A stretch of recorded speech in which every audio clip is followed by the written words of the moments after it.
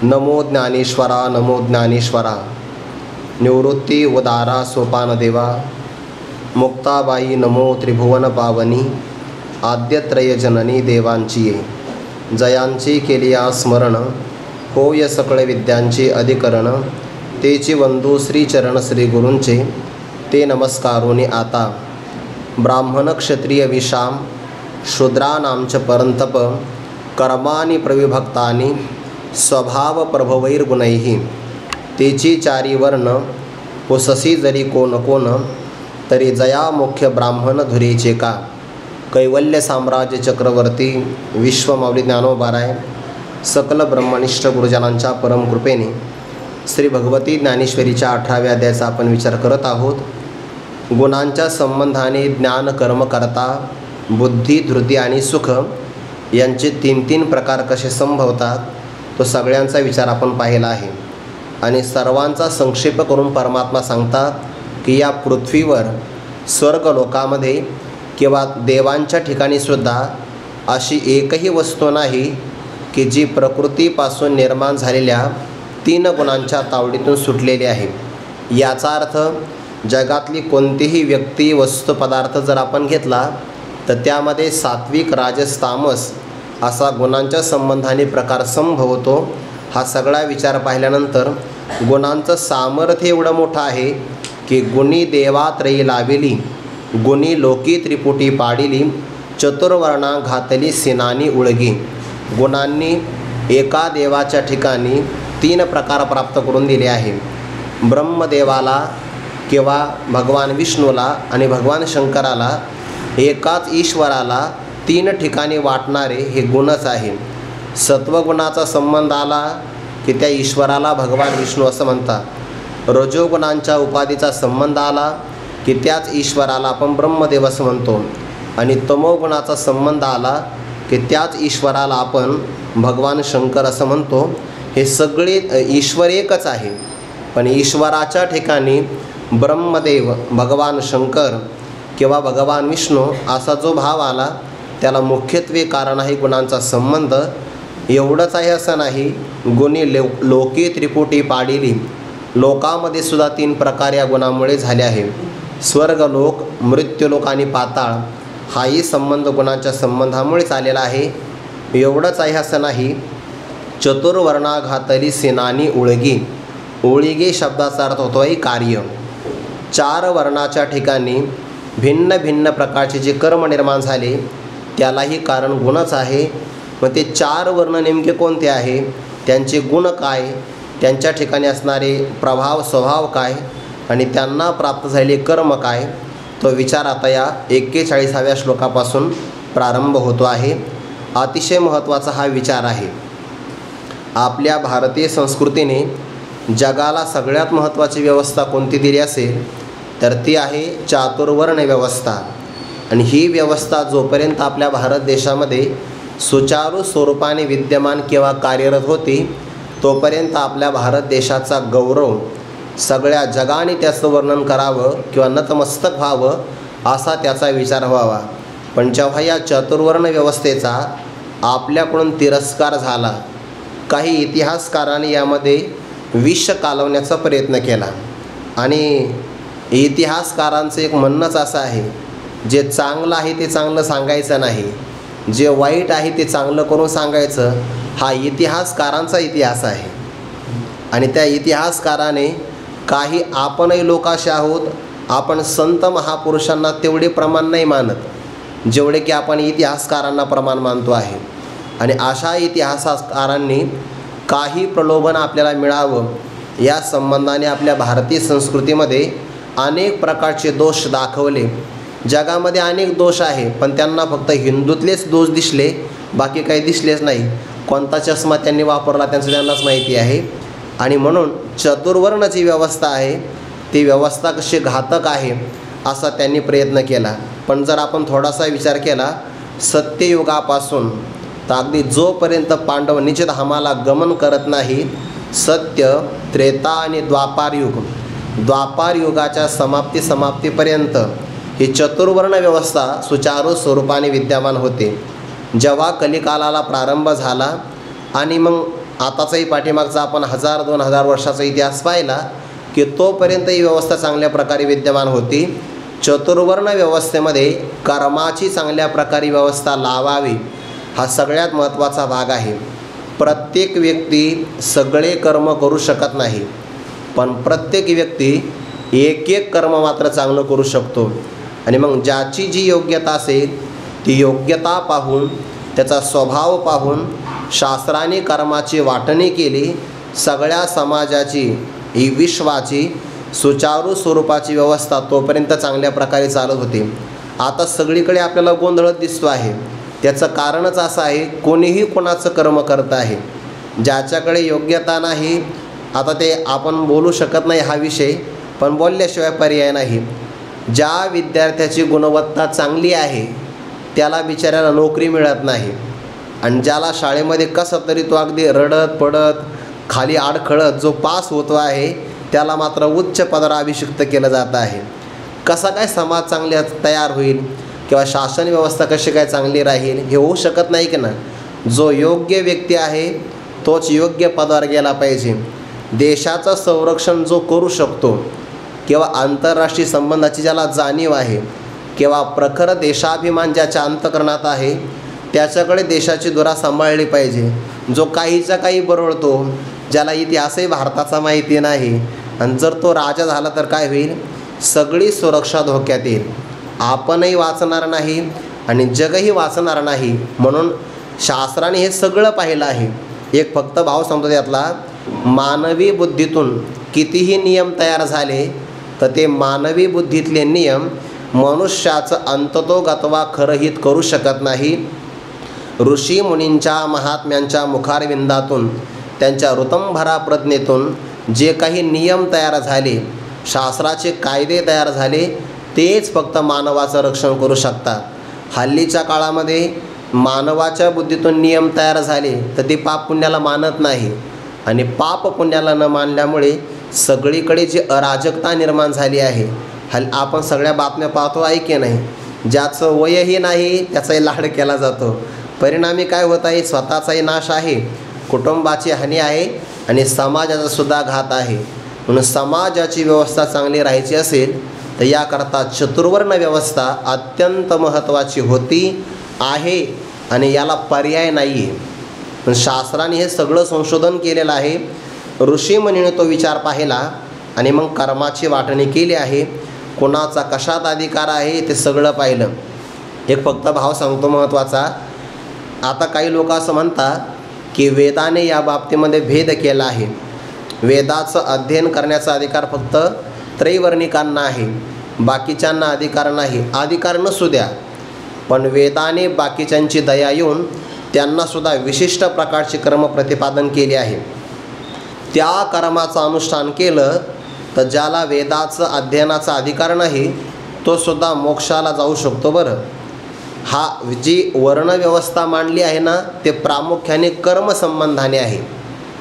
भक्तीच्या बाबतीमध्ये भेद नाही आहे. याता यादी धर्म नाही विष्णुदासा, यारे यारे लहान थोर, याती भलते नारी नर, करावा विचार नलगे चिंता कोणासी, केव्हा बाळे नारी नर आदी करुणी सगळ्यांना. चांडाळाही अधिकार, सगळ्यांना जो अधिकार प्राप्त झाला, ज्ञान श्रवण करण्याचा अधिकार सर्वांना आहे, पण अधिकारी झाल्याशिवाय ते फलीभूत होत नाही हे तेवढंच खरं आहे.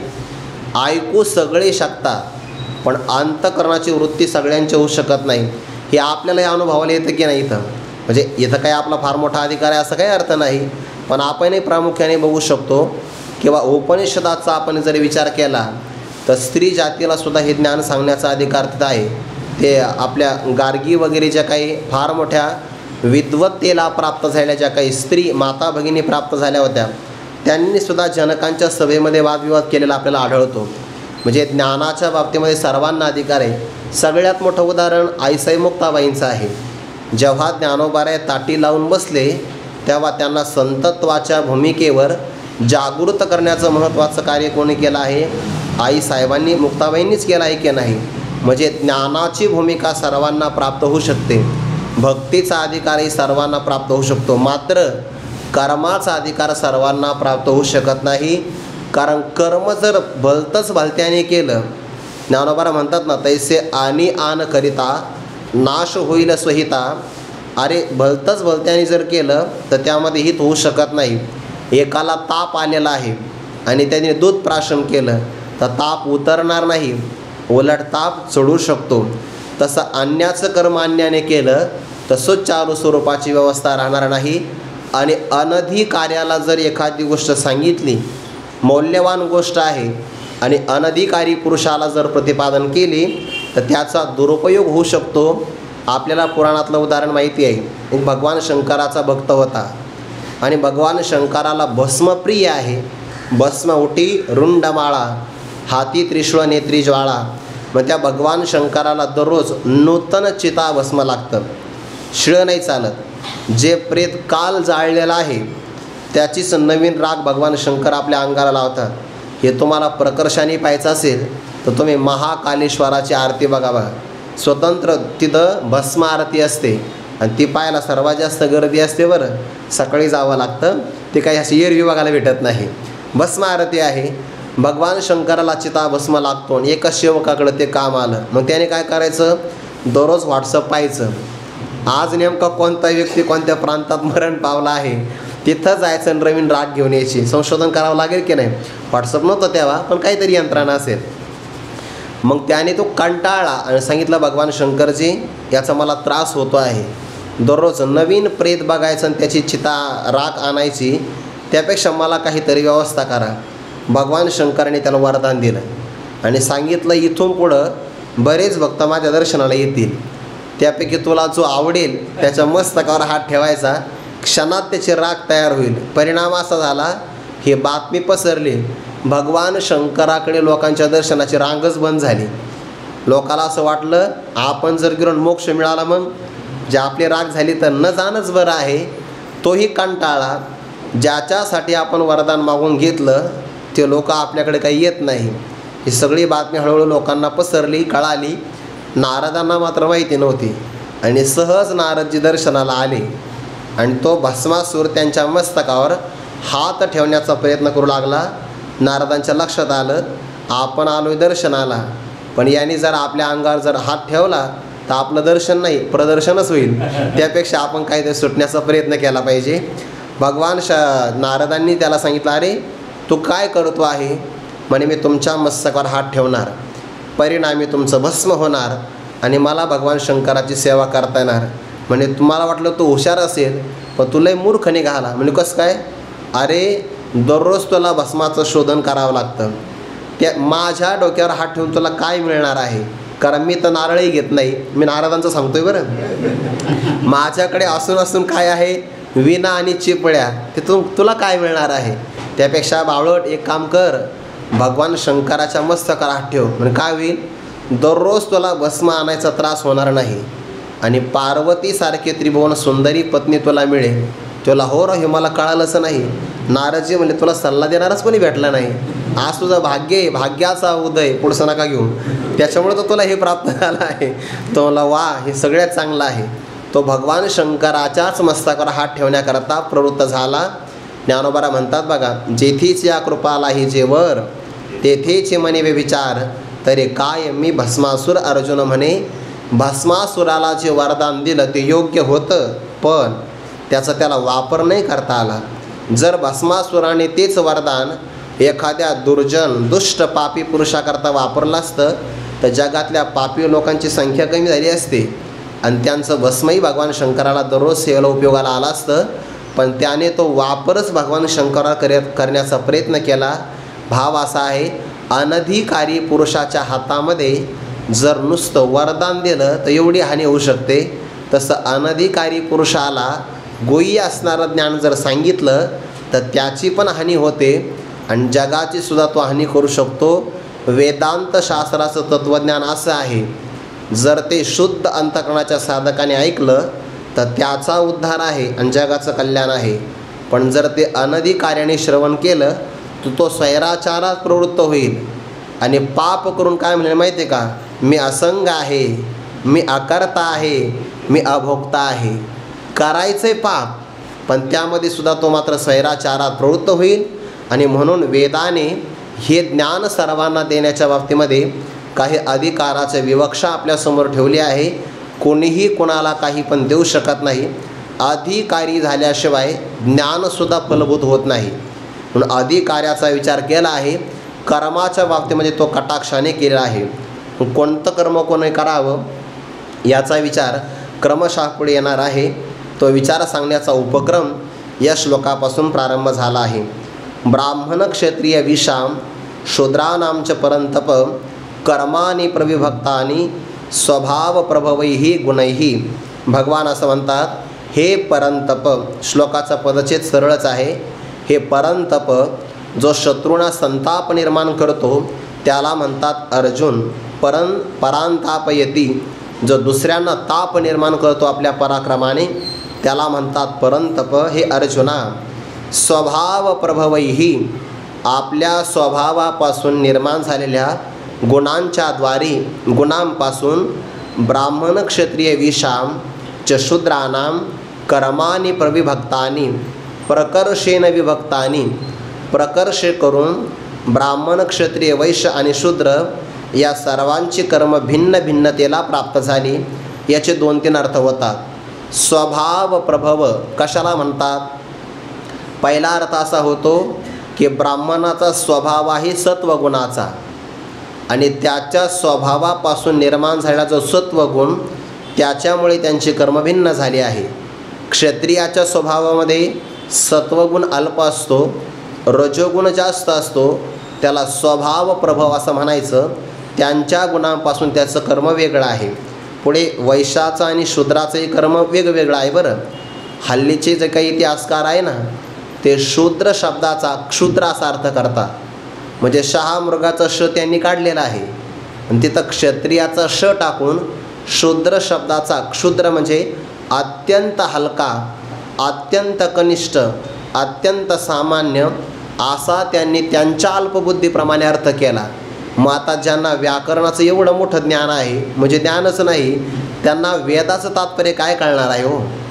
सामान्य शब्दाचा अर्थ कळायचा असेल, आपली मराठी भाषा तर एवढी संपन्न आहे, उच्चार जरी बदलला तरी आपला अर्थ बदलतो आहे.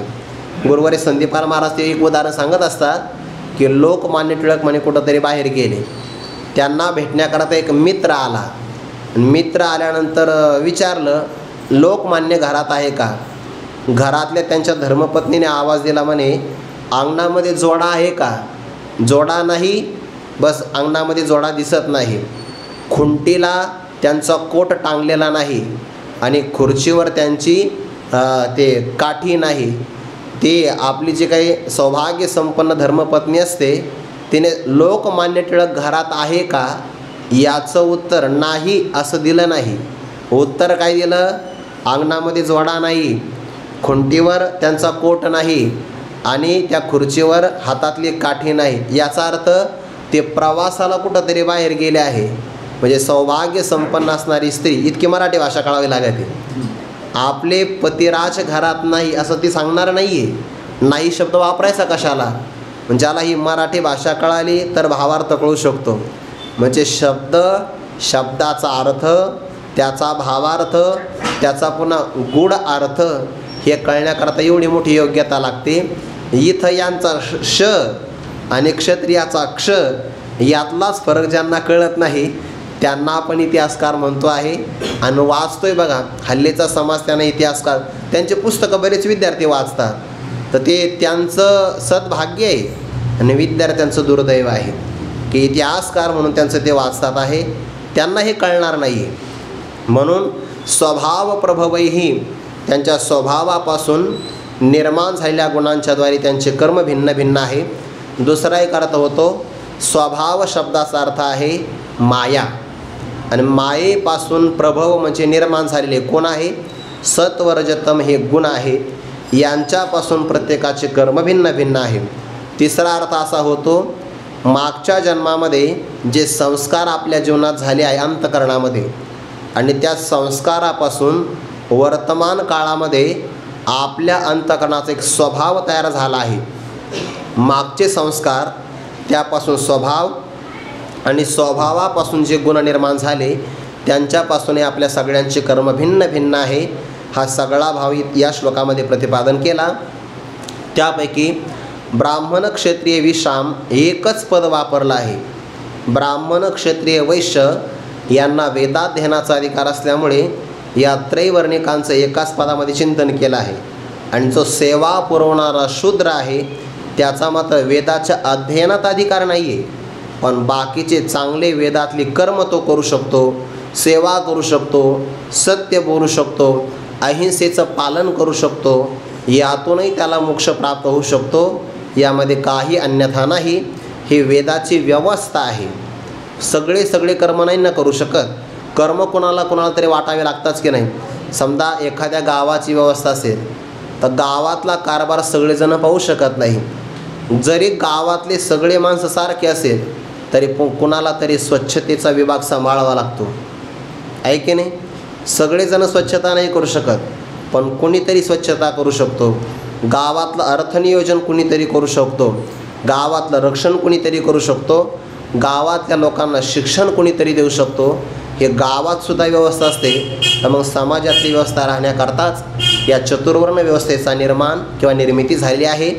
आता ज्ञानोबा यावर स्पष्टीकरण सांगतात, तो भाग बघा. तेची चारी वर्ण हुससी जरी कोण कोण, तरी जया मुख्य ब्राह्मण धुरीचे का.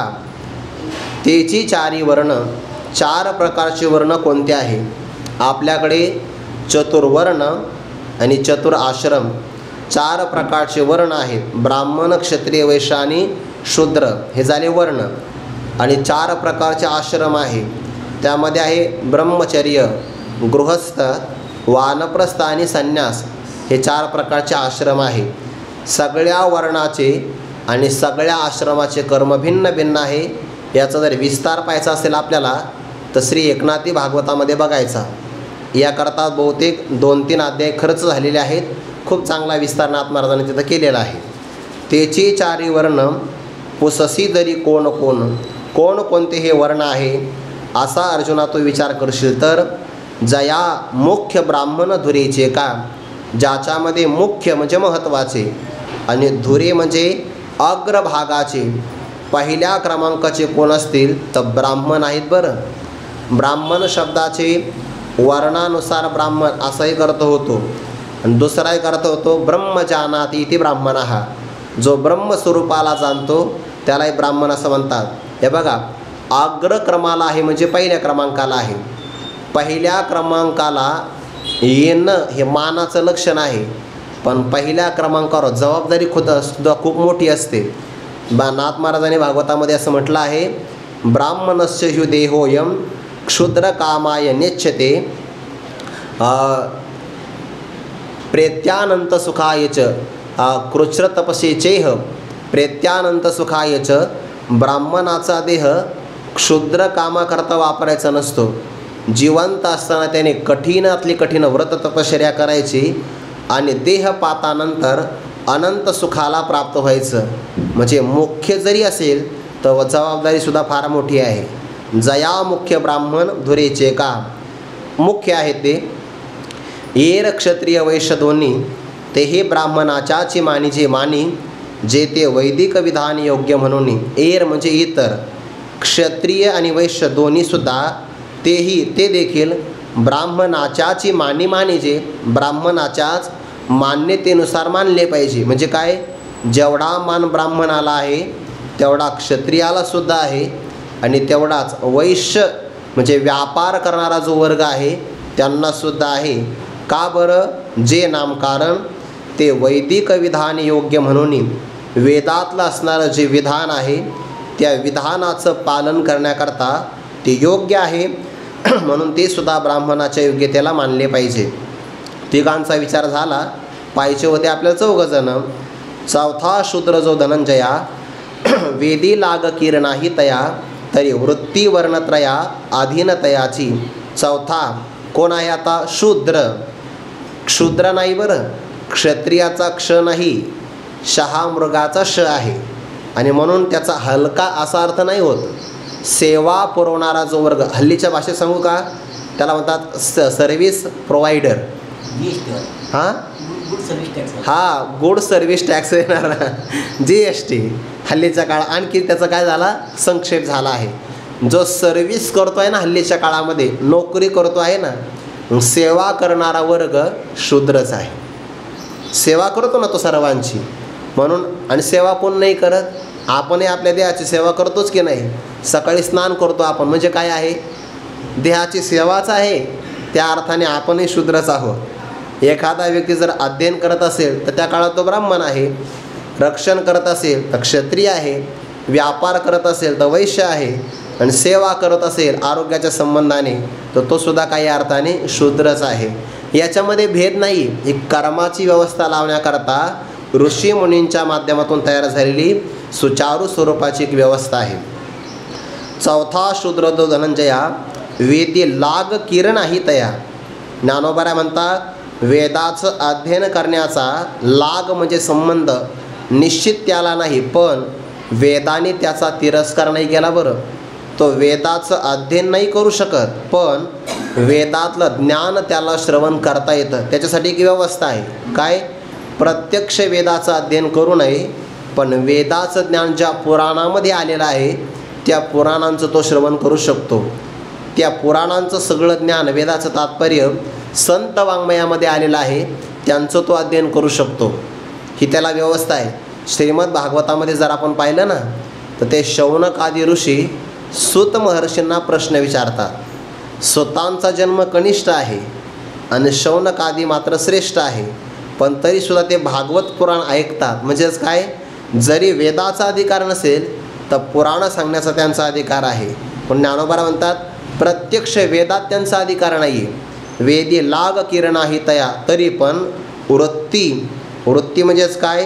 जीवनाचा उपाय किंवा सेवेची वृत्ती किंवा त्याला वर्तन असं म्हणतात. वर्णत्रया अधीनतयाची, 3 वर्णांच्या अधीन त्यांची सेवा वृत्ती मात्र आहे. आणि म्हणून ती वृत्तीची जवळिका वर्णत्रया ब्राह्मणाधिका अहो शूद्र ही की देखा चौथा झाला. त्या वृत्तीच्या जवळिकतेमुळं, वृत्ती कोणाच्या अधीन आहे? ब्राह्मण, क्षत्रिय आणि वैश्य यांच्या अधीन वृत्ती आहे शूद्राची. म्हणून वर्णत्रया ब्राह्मणाधिका वृत्तीच्या जवळिका, 3 वर्णाच्या ब्राह्मणाधिकांच्या वृत्तीच्या जवळ राहिल्यामुळे अहो शूद्रही की देखा चौथा झाला. शूद्र नावाचा वर्ण तो सुद्धा 4थ्या क्रमांकाला प्राप्त झाला. आपल्याकडे असं म्हटलं जातं की ब्राह्मण हे भगवंताचं मुख आहे, क्षत्रिय भगवंताचे बाहू आहेत, वैश्य हे भगवंताच्या मांड्या आहेत आणि शूद्र भगवंताची चरण आहे. एखादा व्यक्ती असं म्हणेल की अहो शूद्राला तर पायांचं स्थान दिलं आहे, एवढा संकोचित अर्थ घेऊ नका. जर ब्राह्मण मुख असेल म्हणजे मस्तक असेल, आणि जेव्हा आपण एखाद्याला नमस्कार करतो तेव्हा हे मुख त्या चरणाला नमस्कार करतं की नाही, म्हणजे चरणावर मस्तक ठेवावं इतका त्यांचाही अधिकार मोठा आहे. हे संकोचित अंतकरणाच्या लोकांना हे कधीच कळणार नाही. ज्यांच्या बुद्धीचा भाग कलुषित झाला आहे, अहो जे माणसं व्यसन करून पुस्तकं लिहितात त्यांना काय कळणार आहे? काही अंतकरण शुद्ध असल्याशिवाय कळू शकत नाही. वेदी लाग किरणाही तया ती वृत्तीच्या जवळिका वर्णत्रया ब्राह्मणाधिका अहो शूद्र ही की देखा चौथा झाला. पण त्याला सुद्धा मात्र मानलेलं आहे. बरं, वेदाने त्याला सुद्धा मान दिलेला आहे. कसा बघा, जैसा फुलाचे सांगाते तांतु तुरंबीजे श्रीमंते तैसे द्विज संगे शूद्राते स्वीकारी श्रुती ऐसे सिगा पार्था. हे चतुर्वर्ण व्यवस्था करू आता कर्मपथा यांची या रूप. उदाहरण दिलं आहे. या 3 वर्णाला जेवढा मान आहे त्यांना सेवा पुरवतो म्हणून चौथा जो शूद्र आहे त्याला सुद्धा मान्य केलेला आहे. कसं उदाहरण आहे? आपण एखादी पुष्पमाला घेतो, त्या पुष्पमालेमध्ये सगळे पुष्प एकत्र राहावे याकरता त्यांच्या आतमध्ये धागा ओवलेला असतो. गळ्यामध्ये काय घालायचे असते? फुलं, आहे की नाही? गळ्यामध्ये आपण फुलं टाकून घेतो का धागा? असा रिकामा जर धागा एखाद्याने आपल्या गळ्यात टाकला तर किती आनंदाने घेईल? आपण घेईल. आपण त्याला म्हणे अरे का रक्षाबंधन आहे का गळ्यात टाकून घ्यायला? म्हणजे रक्षाबंधनलाही आपण गळ्यात टाकून घेत नाही. सामान्य धागा मात्र आपण घेत नसतो, पण तोच धागा जर फुलांच्यामध्ये ओला गेला तर आपण त्या धाग्याला सुद्धा जेवढा मान फुलांना आहे तेवढाच आपण घेतो की नाही. जैसा फुलाचेनी सांगाते तांतो म्हणजे तंतू धागा तुरम बीजे श्रीमंते, त्याचा सुद्धा सुगंध आपण धारण करतो किंवा स्वीकार करतो. हे झालं उदाहरण. तैसे द्विज संगे शूद्राते स्वीकारी श्रुती, द्विजांच्या म्हणजे ब्राह्मण क्षत्रिय आणि वैश्य हे द्विज आहेत. द्विज काय आहे? मातेच्या उदरातून यांचा एकदा जन्म झाला, पहिला जन्म, आणि उपनयन संस्कार झाला की दुसरा जन्म, त्याला म्हणतात द्विज म्हणजे जन्म. दोनदा ज्यांचा जन्म होतो त्यांना म्हणतात द्विज. आपले दात आहेत की नाही ते सुद्धा द्विजच आहे बरं. पहिले दुधी दात असतात, नंतर दुसऱ्यांदा येतात, तिसऱ्यांदा येत नाही, तिसऱ्यांदा कवळी येते, दात नाही येत. दातही काय आहे? द्विजच आहे. संस्कार जन्मना जायते शूद्रहा संस्कारात द्विज उच्चते, यांना द्विज म्हणतात. आणि त्या द्विजांच्या संगतीत राहिल्यामुळे शूद्राला सुद्धा श्रुती स्वीकारी वेदातले मंत्र त्यालाही मान्य करतात, त्याचा स्वीकार करतात. ऐसे सिगा पार्था, हे पार्था अशा प्रकारे हे चतुर्वर्ण व्यवस्था, 4 वर्णाची सुचारू स्वरूपाची व्यवस्था आहे. म्हणजे 4 वर्ण निर्माण झालेले आहेत. आता यानंतर यांची या कर्मपथा रूप करू, मी अन्वय वाचला बरं आता ओवीचा. आता म्हणजे यानंतर यांची या ब्राह्मण क्षत्रिय वैश्य आणि शूद्र, इथे विचार कशाचा आला आहे बघा. शब्द कसा आहे? कर्मपथा म्हटलं आहे. यांची उपासना नाही सांगितलेली किंवा यांच्या तत्त्वज्ञानाचा सुद्धा विचार नाही. कर्म यांच्या वाट्याला कोणता आलेला आहे, कारण कर्म केल्याशिवाय ज्ञानाचा अधिकारच मिळत नाही. एखादा व्यक्ती मला नाही, आम्हाला ज्ञान श्रवण करायचं आहे, आम्हाला विशिष्ट प्रकारची उपासना करायची आहे, तर त्याकरता अधिकार व्हावं लागतं. आणि भेद कुठं नाही हो. 10वीपर्यंत सगळे विद्यार्थी एकत्र राहतात, सगळे एकत्र राहतात की नाही 10वीपर्यंत, पण सगळे भांडणं करतात का? नाही, मला सायन्सला जायचं आहे, भांडणं नाही करत. तिथं सगळे मान्य करतात की ज्याची बुद्धिमत्ता चांगली आहे तो सायन्सला जाईल, ज्याचं गणित चांगलं आहे तो कॉमर्सला जाईल, आणि मग या दोघांमध्ये ज्याचा मेळ बसणार नाही तो आपला आर्टमध्ये जाईल, आहे का नाही. वाणिज्य, विज्ञान आणि कला इथे आहे का नाही, का तिथं आंदोलन केलं जातं, आम्हाला विज्ञानमध्ये प्रवेश का नाही, अभ्यास कर मग मिळेल ना प्रवेश, तेवढा अधिकार नाही. अरे गणित जर चुकलं तर तो बँकेत घोटाळा करू शकतो, म्हणून तो कॉमर्सला जाऊ नको, तो आपला आर्टमध्ये राहा, आहे का नाही. म्हणजे जर 10वीचे विद्यार्थी सगळे, मला काही कोणाला हिरवायचं नाही बरं, आर्टही चांगलंच आहे, पण अधिकार भेद आहे की नाही. मग जर शाळेमध्ये अधिकार भेद असेल तर शाळेतला भेद आपल्याला भेद नाही वाटत, आणि इथे मात्र शास्त्राने फक्त कर्मव्यवस्था सांगितली तर माणसं लगेच म्हणतात आम्हाला वेदाने अधिकार का दिला नाही. शाळेत पहिले भांडणं करा ना मग, म्हणजे कळलं. होऊ शकत नाही ना, सगळेच काही डॉक्टर होऊ शकत नाही, त्याला विशिष्ट प्रकारची बुद्धिमत्ता लागते. मग तो विज्ञान शाखेमध्ये जाईल. सगळेच काही व्यापार करू शकत नाही, ते वाणिज्य शाखेत जाईल. आणि सगळेच काही कलेचं रक्षण करू शकत नाही, ज्यांना करता येईल ते कला शाखेमध्ये जाईल. मग तिथेसुद्धा भेद आहे, पण आपण तो भेद मानत नाही, ती व्यवस्था आपण मान्य करतो. शास्त्राचीच आपण का मान्य करत नाही? त्याचं एकच कारण, ऋषी मुनींचं संतांचं तात्पर्य आपल्याला कळत नाही. आपल्याला संतांपेक्षा इतिहासकार जास्त प्रमाण वाटतात, त्यामुळे ही व्यवस्था चुकलेली आहे. म्हणून तर समाजही प्रगती नाही करत आणि देशही प्रगती नाही करत, आणि कुटुंबामध्ये सुद्धा समाधान राहत नाही. त्याचं कारणच हे आहे. चतुर्वर्ण व्यवस्था मानली पाहिजे. हे चतुर्वर्ण व्यवस्था जोपर्यंत भारतात चतुर्वर्ण व्यवस्था होती की नाही, आजही बघा जुन्या काळातले आपल्याला काही संदर्भ बघायला भेटतात. जुन्या काळातले असणारे मंदिर बघा जशाच तसे आज, जुन्या काळातले असणारी उपासना पद्धती जशाच तशी आहे. त्या काळातले भुर्जपत्रावर लिहिलेले इतिहासाचे ग्रंथ आजही आपल्याला वाचता येतात. आणि आपण झेरॉक्स काढलं तर महिनाभर शाही राहील का नाही राहील हेही सांगता येत नाही. हा आपला संशोधनाचा विषय आहे. तुम्ही जर पाहिलं ना, मी उदाहरण सांगतो लक्षात येईल.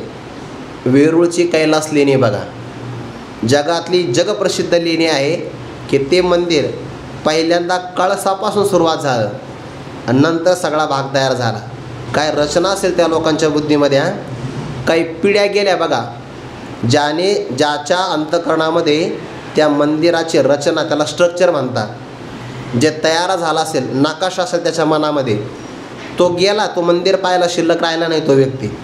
पण त्याने जी रचना आपल्या मनामध्ये केली होती, नंतर त्यांच्या अनुयायांनी ती रचना पूर्ण केली. कैलास मंदिर अप्रतिम आहे बघा, जगप्रसिद्ध आहे. त्या मंदिराचं रक्षण नाही करता आलं, तो आपला गौण भाग झाला. पण आजही ते आपण पाहिलं, त्या मंदिरामध्ये एक खांब आहे समोर, एका बाजूला चित्र आहे दगडावर कोरलेले, सगळं रामायण आहे, आणि एका बाजूला महाभारत आहे. ते सगळं तिथल्या एखाद्या मार्गदर्शकाकडून पाहिलं तर आपल्याला कळतं. तिथं हनुमंतराय, ते अंगदजी आणि हनुमंतराय ते गेले ना रावणाच्या सभेमध्ये, तो प्रसंग आहे. किंवा द्रौपदीचं रक्षण केलेला प्रसंग त्या दगडावर कोरलेला आहे. मला तेही सांगायचं नाही, तो तर महत्त्वाचा इतिहास भाग आहेच आहे. पण पुढचं बघा, त्या काळातले आपलं संशोधन काय असेल. तिथे मला ते वरती त्यांनी चित्र दाखवलं, आणि चित्रामध्ये सोनेरी रंग होता. सोनेरी रंग तो जवळपास आजपासून काहीतरी 1200 वर्षापूर्वीचा तो रंग असेल. आणि परकीयांना असं वाटलं त्यामध्ये सोनं असेल, त्यांनी तो रंग जाळण्याचा प्रयत्न केला. ते सोनं नव्हतं, रंग सोनेरी होता. पण आजही तो रंग जशाच तसा आहे. एवढा वर्षाचा कालावधी गेला, पण आजही त्याच्यावर उन्हाचा, कोणत्याही वातावरणाचा परिणाम नाही झाला. म्हणजे जुन्या काळातली व्यवस्था इतकी प्रगल्भ होती की त्या काळाचा रंगसुद्धा अजून निघू शकला नाही. आपण जर एखादा नवीन पूल बांधला, आपल्या काही भारतामध्ये, काही भागात, काही राज्यामध्ये असंही बघा, पुलाचा शेवटचा खांब टाकायच्या अगोदर पहिला खांब कोसळलेला आहे, सगळा पूलच गेलेला आहे. होती का नाही अवस्था. म्हणजे हल्लीच्या काळात आपण केलेले नियम काय जगाला प्रगती देऊ शकतात. आणि त्या काळातले मी फक्त एकच उदाहरण सांगितलं आहे, फक्त वास्तुशास्त्राचं उदाहरण. त्या काळातले काय व्यवस्था, सगळे किल्ले बघा ना तुम्ही, छत्रपती शिवाजी महाराजांच्या काळातले किल्ले बघा. आजही त्यातला दगड आपल्याला बाजूला काढता येणार नाही. हे जगन्नाथाचं मंदिर आहे की नाही, समुद्राच्या तटावर आहे बघा. जसं स्त्री आणि पुरुष आपल्या समाजामध्ये वर्ग आहे, तसा पाषाणामध्ये सुद्धा नर आणि मादी असा प्रकार आहे. तर त्यातला कोणता दगड नर स्वरूपाचा आहे आणि कोणता दगड स्त्री स्वरूपाचा आहे, ते 2 दगड एकमेकाला जुळवावे आणि मग मंदिराचं बांधकाम करावं. समुद्राला किती मोठा पूर आला तरी मंदिराला काही होऊ शकत नाही. हे जे ज्ञान ज्यांच्या बुद्धीमध्ये असेल ती आपली चतुर्वर्ण व्यवस्था आहे. म्हणून आपल्या इतिहासाच्या बाबतीमध्ये आपल्याला स्वातंत्र्यानंतर स्वाभिमान शिकवलाच गेला नाही. आपल्याला सगळं परकीयांचे इतिहास सांगितले गेले इतिहासामध्ये. आणि त्यामुळे आपल्याकडे हिंदुत्वाची भावना कनिष्ठपणाची होत गेली, स्वाभिमान राहिला नाही. आपलं नशीब फार मोठं आहे की मागच्या 10 वर्षापासून हम हिंदू हे असं गर्वाने आपल्याला म्हणण्याकरता आता काही वाटत नाही.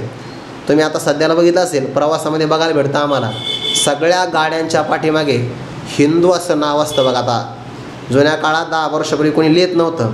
आपल्याला मरगळ आली होती, बरं झाला राजा चांगला मिळाला, त्यामुळे तो आपला अभिमान जागा झाला आहे. थोडासा जागा झाला तर एवढी प्रगती आहे. सगळा जर जागा झाला ना तर सगळं जग भारताला नतमस्तक होईल. हा काही इतिहासाचं लेक्चर नाही आहे, पण असू द्या. आता ऐसे सिगा पार्था, हे चतुर्वर्ण व्यवस्था करो आता कर्मपथा यांची रूप, त्यांच्या कर्माचं स्वरूप काय आहे त्यांचं स्पष्टीकरण भगवान आता सांगतात. कशासाठी सांगायचा आहे तो हेतू पुढे आहे. जिही गुणी ते वर्णचारी, जन्म मृत्यूच्या कातरी, चुकून या ईश्वरी पैठी होती. जिही म्हणजे ज्या, गुणी म्हणजे गुणांनी. आता ब्राह्मणाचे 9 गुण येणार आहे, क्षत्रियाचे 7 गुण येणार आहे, वैश्याचे 3 गुण येणार आहे, आणि शूद्राचा फक्त 1च गुण आहे. गुण आहे म्हणजेच कर्म आहे. बरं, इथे जरी गुण शब्द आला तरी ते त्यांचे गुणही आहेत आणि तेच त्यांचं कर्म पण आहे. जिही गुणी, ज्या गुणांच्या द्वारे ते 4ही वर्ण, ते 4ही प्रकारचे वर्ण जन्म मृत्यूंच्या कातरी चुकोनिया ईश्वरी पैठे होती.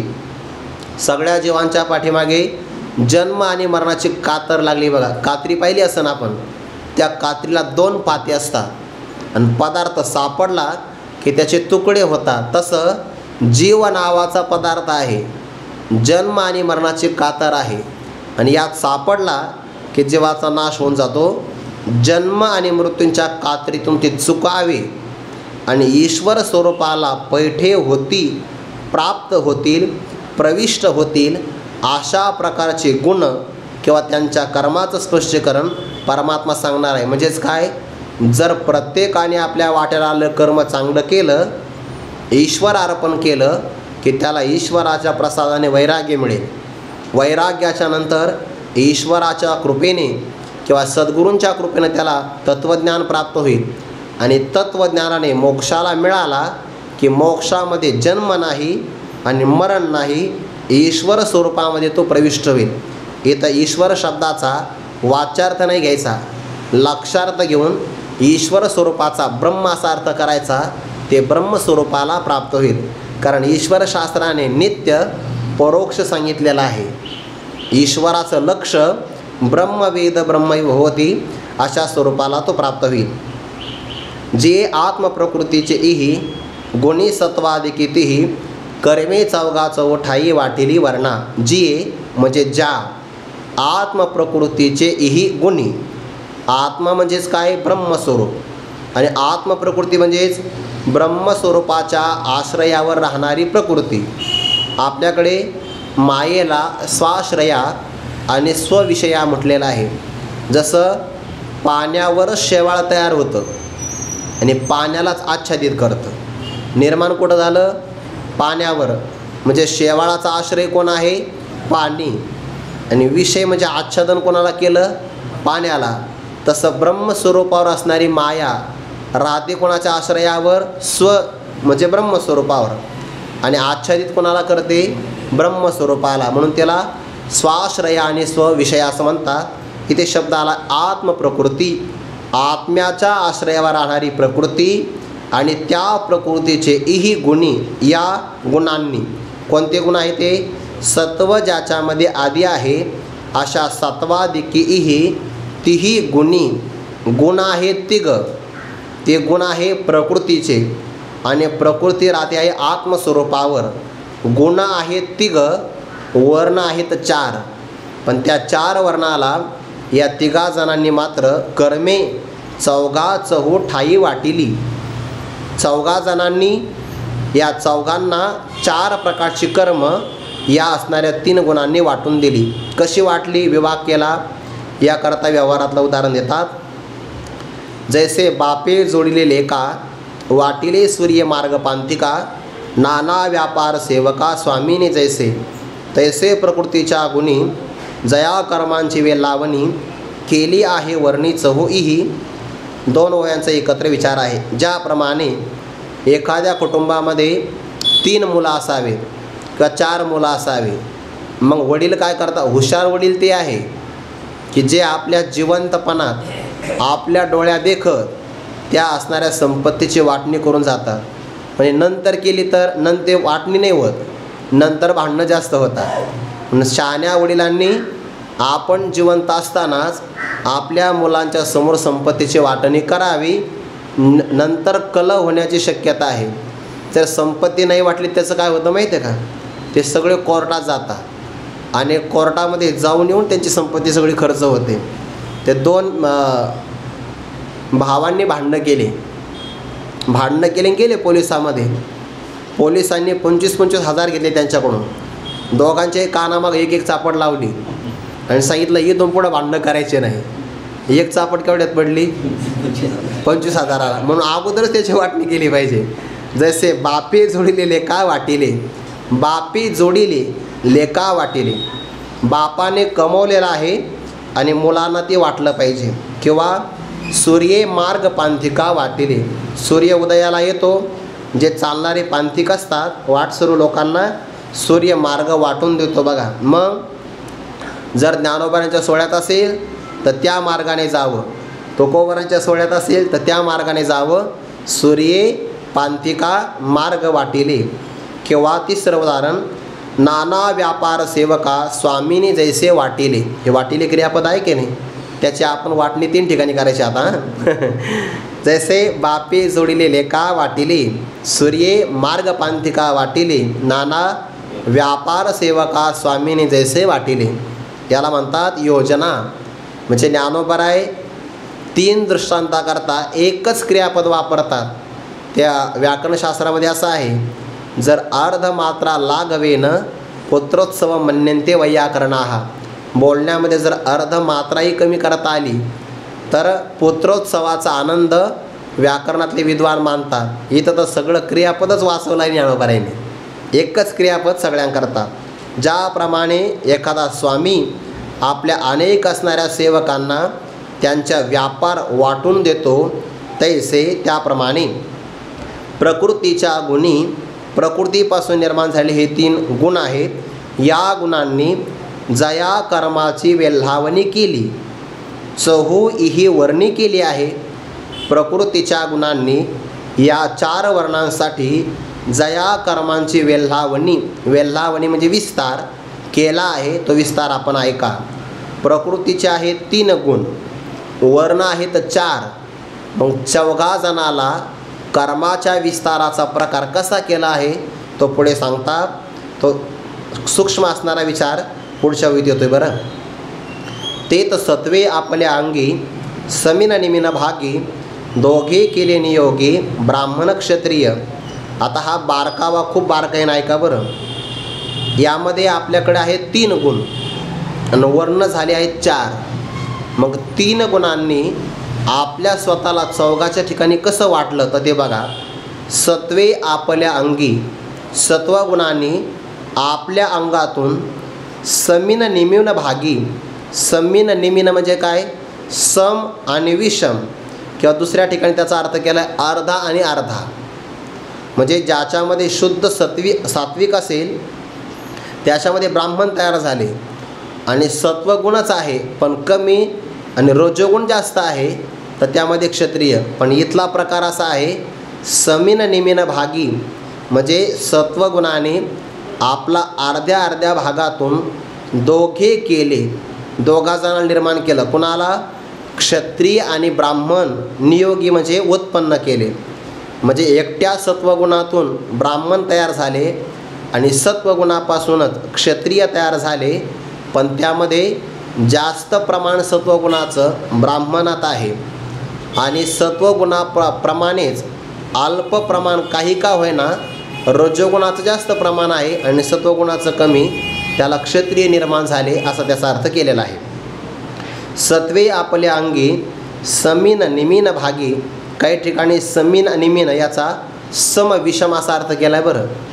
समभागामध्ये ब्राह्मण आले आणि विषम सत्वगुणामध्ये क्षत्रिय आले असा अर्थ केला आहे. आणि इथे मात्र अर्थ आहे अर्धा अर्धा भाग, दोन्ही पण अर्थ लागू शकतात. दोघे केले नियोगी ब्राह्मण क्षत्रिय. ब्राह्मण आणि क्षत्रिय दोघं निर्माण केले, पण समविषम भाग घेणं आणखीन जवळचं आहे, कारण त्यामध्ये काहीतरी भेद सांगता येईल ना, नाहीतर भेदच सांगता येणार नाही. आणि रज परी सात्विक ते तर ठेविले वैश्य लोक, रजची तम भेषक ते तर शूद्र तेगा. आता बघा, एका सत्वगुणामुळे 2 निर्माण झाले समविषम भागामुळे, आणि एका रजोगुणामुळे उरलेले 2 तयार झाले, पण त्यामध्ये दुसऱ्या गुणांचा सहभाग आलेला आहे. रज आहे, पण रजोगुणाला जर सात्विक भाग मिळाला तर ते तर ठेविले वैश्य लोक, वैश्य लोकांची निर्मिती तिथं झालेली आहे. आणि रजोगुणच आहे, पण जर त्याला तमोगुण मिळाला, बघा बरं थोडासा फरक आहे. एका रजोगुणामध्ये सत्व मिळाला तर वैश्य तयार झाले, आणि एका रजोगुणामध्ये तमोगुण मिळाला की क्षुद्र तयार झाला. रजची तम भेसक, तम मिश्रित झालेला आहे तिथं शूद्र तेगा, त्याला शूद्र असं म्हणतात. आणि म्हणून ज्या गुणांचा प्रभाव असेल तशा प्रकारचं कर्म घडत असतं बरं.